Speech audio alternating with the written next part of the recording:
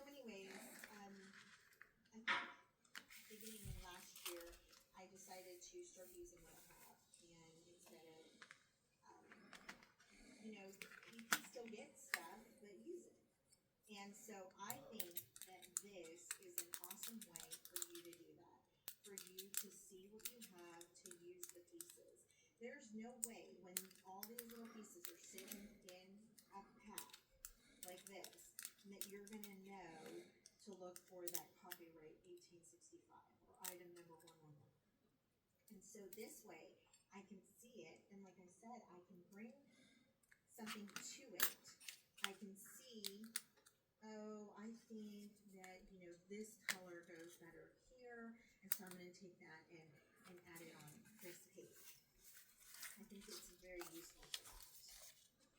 Now, the other thing that I did was I had ephemera